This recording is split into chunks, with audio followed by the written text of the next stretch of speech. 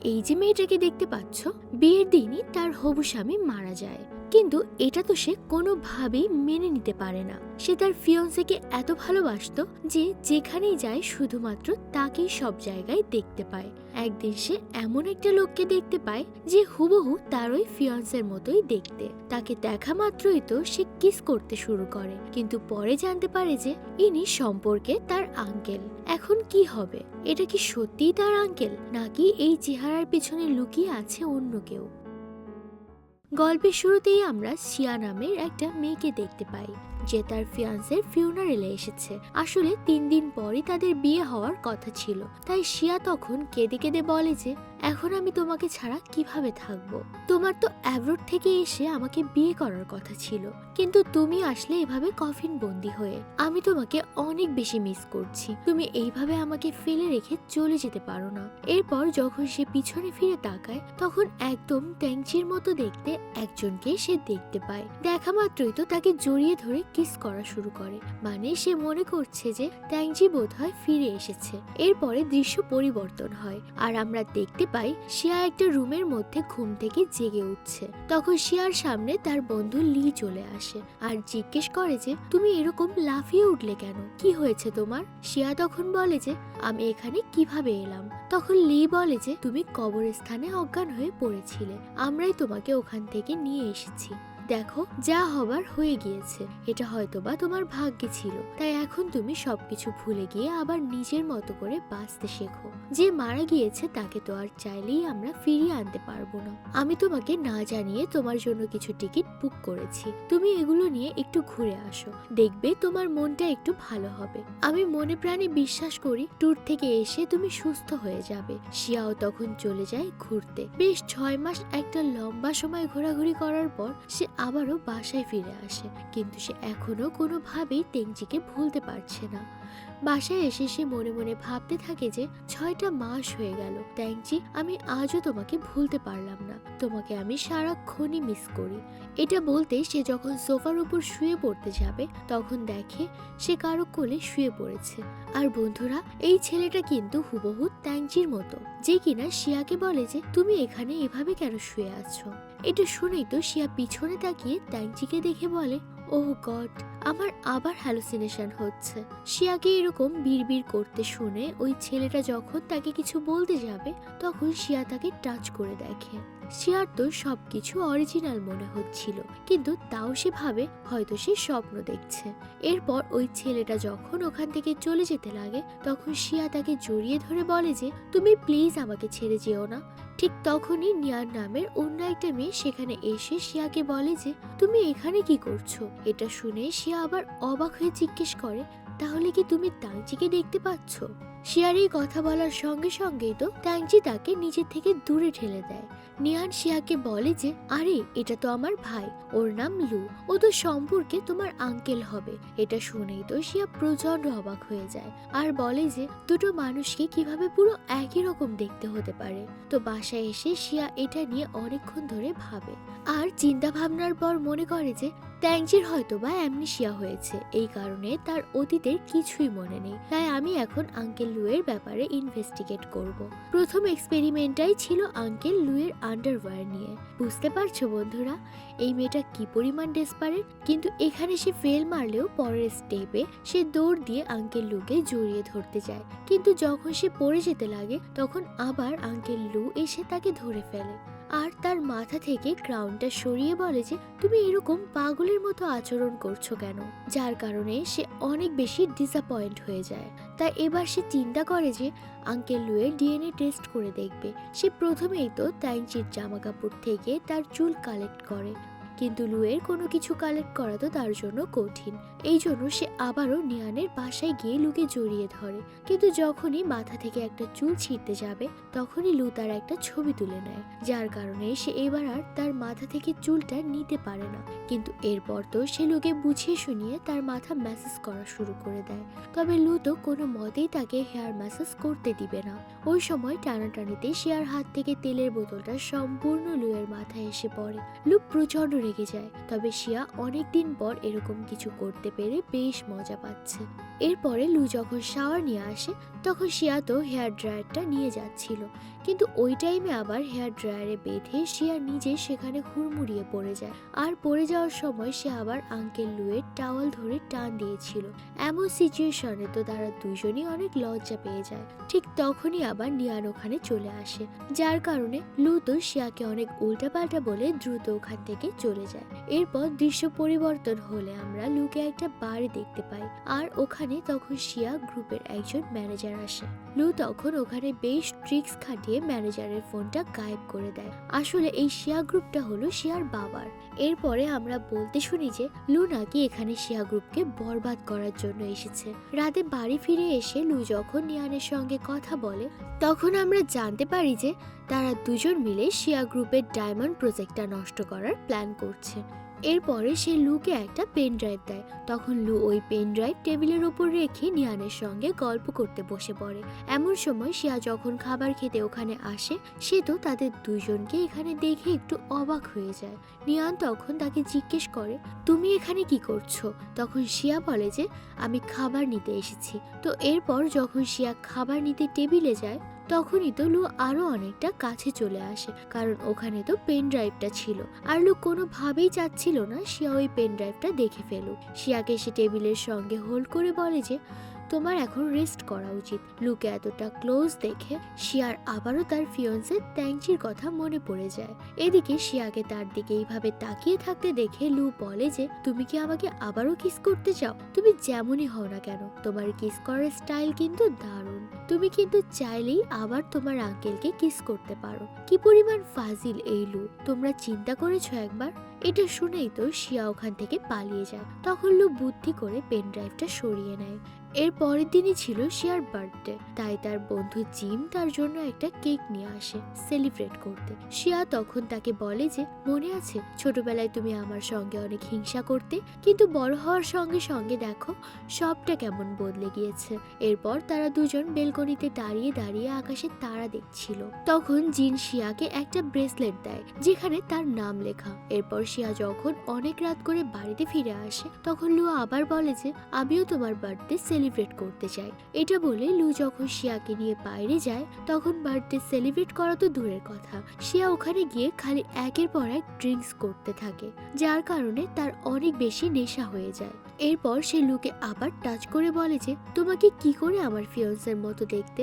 শিয়াকে এইভাবে গায়ে পড়তে দেখে লু যখন তাকে সরিয়ে দিতে যায় তখনই শিয়ার হাত থেকে ব্রেসলেটটা পড়ে যায়। এরপর সে আবার ওটাকে তুলে নিয়ে বলে যে তুমি জানো এটা আমার জন্য কতটা ইম্পর্টেন্ট? অবশ্য তুমি কিভাবে বুঝবে, তুমি তো আর আমার ফিয়ন্সে না। তো শিয়াকে এখানে এরকম আপসেট হতে দেখে লুয়ের অনেক খারাপ লাগে।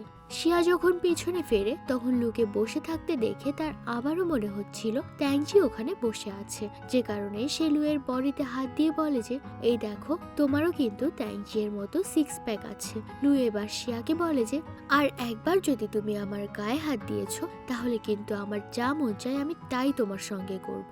এটা শুনে শিয়া আবার খুশি হয়ে বলে যে আমি তো তোমাকে আটকাতেই চাই না।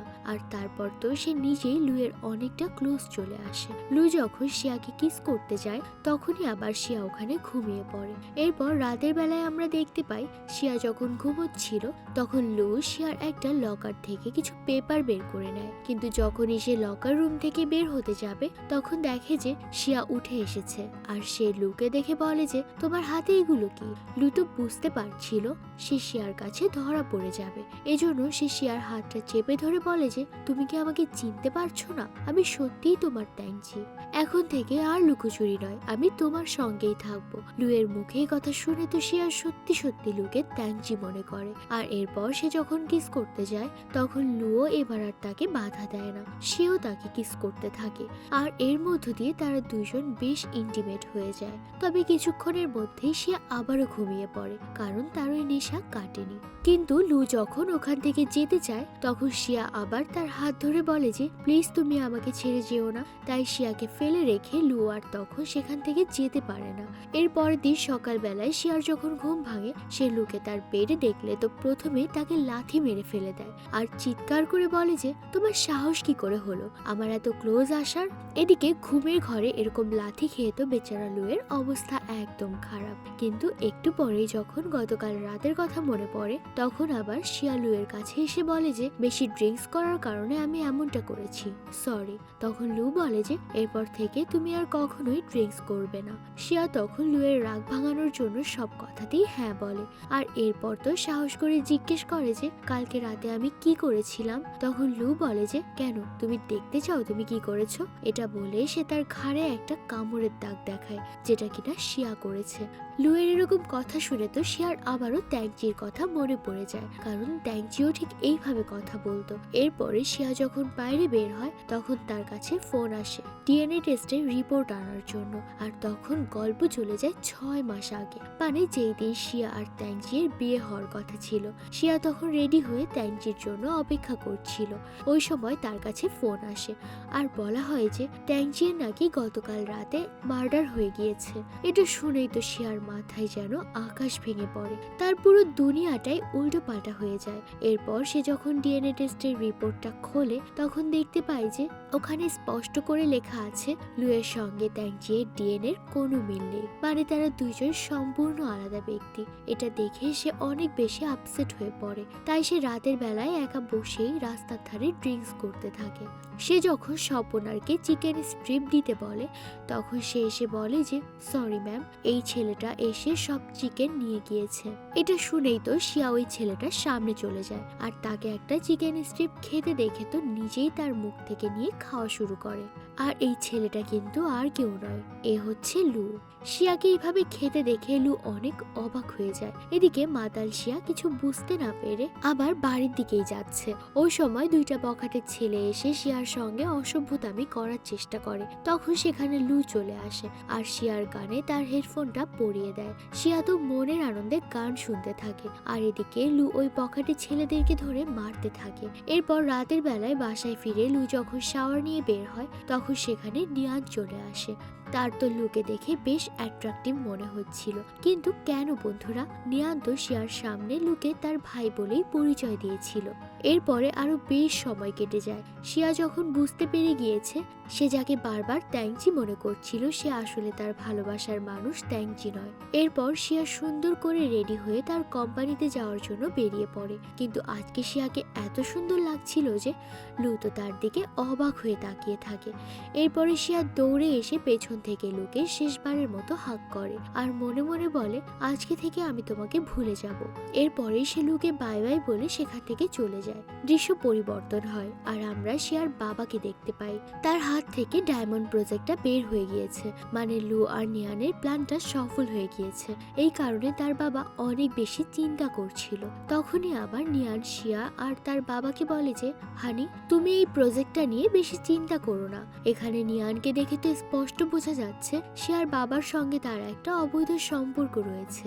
কথা বলতে বলতেই নিয়ান সেখানে শিয়ার বাবার একটা উইল দেখতে পায় যেখানে শিয়ার নাম লেখা। পরে সে চলে যায় লুয়ের সঙ্গে দেখা করতে আর তাকে বলে যে আমাকে যে করেই হোক শিয়ার বাবাকে আটকাতে হবে। তখন লু তাকে বলে যে তুমি আমাকে কোম্পানিতে নিয়ে যাবার ব্যবস্থা করো, আমি শিয়ার বাবার ওই উইলটা কোথায় রেখেছে ওটা খুঁজে বের করব। এরপরে আমরা শিয়াকে দেখতে পাই যে কোম্পানিতে গিয়ে ট্যাংয়ের অসম্পূর্ণ প্রজেক্টগুলো শেষ করার চেষ্টা করছে। তখনই সেখানে নিয়ান চলে আসে আর তার সঙ্গে প্রজেক্টগুলো নিয়ে কথা বলতে থাকে। অন্যদিকে দেখা যায় লু শিয়ার অফিস রুমে এসেছে। তখনই তার নজর পড়ে ওখানে রাখা একটা লকারের দিকে, কিন্তু কোনো পাসওয়ার্ড ব্যবহার করে সে ওই লকার খুলতে পারছে না। এর মধ্যে শিয়া যখন তার রুমে আসে তখন দেখতে পায় যে লু তার চেয়ারে বসে আছে। তাই সে লুকে বলে যে তুমি এখানে কি করছো, কিন্তু লুকে এইভাবে চেয়ারে বসে থাকতে দেখে তার বারবার মনে হচ্ছিল সে যেন ট্যাংচিকেই দেখছে। তখনই সে নিজেকে সামলে নিয়ে বলে যে ট্যাংচি তো এখানে নেই, আমি ভুল ভাবছি। ঠিক তখনই আবার লু উঠে শিয়ার অনেকটা কাছে চলে আসে আর বলে যে তুমি কি সত্যিই চাও আমি এখান থেকে চলে যাই? শিয়া তখন বলে যে হ্যাঁ চলে যাও। সে বলে যে তুমি কিন্তু আমাকে কনফিউজড করছো, কখনো তুমি নিজে থেকেই আমার কাছে এসে আমাকে কিস করছো, আবার কখনো আমাকে দূরে যেতে বলছো। তখন শিয়া বলে যে ওই দিন তো আমি ড্রিঙ্কস করার কারণে এমনটা করেছিলাম, তা তোমাকে আগেই বলেছি। লু তখন বলে যে আমার মনে হয় তুমি মিথ্যা কথা বলছো, কারণ এখনো তুমি ব্রাশ করছো। এটা শুনেই তো শিয়া লুকে ধাক্কা মেরে দূরে সরিয়ে দেয়। লু ওখান থেকে বেরিয়ে গেলে শিয়া তো কেমন যেন হাফ ছেড়ে বাজে। তো এরপর আমরা দেখতে পাই লুয়ের হাতে একটা কাচের টুকরো, আর যেখানে সে শিয়ার ফিঙ্গারপ্রিন্ট নিয়ে নিয়েছে। আসলে লু শিয়ার ফিঙ্গারপ্রিন্ট নেওয়ার জন্য এতটা ক্লোজে এসেছিল। এরপর রাতের বেলায় লু লুকিয়ে লুকিয়ে শিয়ার অফিস রুমে আসে আর তার কাছ থেকে পাওয়া ফিঙ্গারপ্রিন্টটা দিয়ে লকারটা খুলে সমস্ত পেপারস গুলো নিয়ে যায়। পরের দিন সকালবেলায় লু যখন নিয়ানকে ওই উইলগুলো দেখায়, নিয়ান তো ওটা দেখে বেশ রেগে যায়, কারণ শিয়ার বাবা তার সম্পূর্ণ সম্পত্তি শিয়ার নামে উইল করে দিয়েছে। তখন লিয়ান লুকে বলে যে শিয়া আমাদের ওপর সন্দেহ করার আগে কিন্তু তোমাকে ওই বাড়ি ছেড়ে চলে যেতে হবে। এরপরে সিন শিফট হয়ে চলে যায় হসপিটালে, যেখানে আমরা নিয়ানকে দেখতে পাই। তার মেকআপটা একটু নষ্ট করে দৌড়ে এসে শিয়াকে বলে যে তোমার বাবা হঠাৎ করে অসুস্থ হয়ে পড়েছে। এটা শুনেই তো শিয়া অনেক আপসেট হয়ে পড়ে। তখন আবার নিয়ান নিজেই শিয়ার সামনে তার শরীর খারাপের নাটক করছিল, তাই শিয়া বলে যে তুমি বাসায় গিয়ে রেস্ট নাও, আমি বাবার দেখাশোনা করব। ঠিক ওই সময় আবার শিয়ার কাছে পরের প্রজেক্টের জন্য মেইল আসে, যার কারণে তাকে ওই রাতের বেলায় হসপিটালে বসেই কাজ করতে হয়। অন্যদিকে লু যখন রাতে বাড়িতে ফিরে আসে তখন দেখতে পায় যে নিয়ান তার জন্য সুন্দর করে ডিনার রেডি করেছে। নিয়ানকে এইভাবে দেখে তো লু অনেক অবাক হয়ে যায়। তখন নিয়ান বলে যে আজকে আমি অনেক খুশি, কারণ শিয়া আর তার বাবা এখন হসপিটালে। এটা শুনে আবার লু এর শিয়ার জন্য অনেক চিন্তা হচ্ছিল।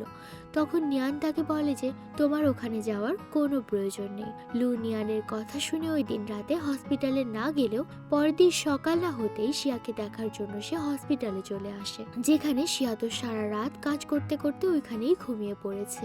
লু তখন তার সমস্ত জিনিসপত্র সরিয়ে অনেক বেশি কেয়ার করছিল। ঠিক তখনই শিয়াদের কোম্পানির একজন এমপ্লয়ি সেখানে আসলে জানতে পারে যে শিয়া নাকি তাদের কোম্পানির কন্ডিশন নিয়ে অনেকটা চিন্তা করছে। কিছুক্ষণ পর যখন শিয়ার ঘুম ভাঙে, সে লুয়ের জ্যাকেট দেখে বুঝতে পারে যে লু এখানে এসেছিল। এরপর যখন সে লুকে তার জ্যাকেটটা ফেরত দিতে যায় তখন দেখতে পায় যে লু কেমন যেন অদ্ভুত রকম ভাবে সেজে এখানে এসেছে। তার হাতে একটা সুন্দর গাছের চারাও আছে। এরপরে বৃষ্টির মধ্যে তারা দুজন সেখানে অনেক ভালো একটা টাইম কাটায়। এর পরের দিন যখন সে হসপিটালে যায় তখন দেখতে পায় যে তার বাবার জ্ঞান ফিরে এসেছে। শিয়া তো অনেক খুশি হয়ে যায়, কিন্তু এই খবরটা যখন নিয়ান জানতে পারে তার একটুও ভালো লাগে না। তো ওই দিন আবার শিয়া অফিসে গিয়ে জানতে পারে যে লুইস নামের একজন ফেমাস ইনফ্লুয়েন্সার নাকি তাদের প্রোডাক্টের অনেক ভালো রিভিউ দিয়েছে, তাদের সেলও অনেক বেড়ে গিয়েছে। এই কারণে শিয়া তো লুইসের সঙ্গে দেখা করতে চায়। শিয়া এরপর লুইসকে মেসেজ করে তার সঙ্গে দেখা করার জন্য, আর তখনই আমরা দেখতে পাই এই লুইস আসলে লু। তো এরপর কি হয় বন্ধুরা? লি হঠাৎ করে তার নাম বলে কেন শিয়ার সঙ্গে এইভাবে কথা বলতে চাচ্ছে, এটা জানতে হলে তোমাদেরকে দেখতে হবে পরবর্তী পার্ট। তো আজকের গল্প ভালো লেগে থাকলে অবশ্যই আমাকে কমেন্ট করে জানিও। দ্বিতীয় পার্ট খুব তাড়াতাড়ি নিয়ে আসবো।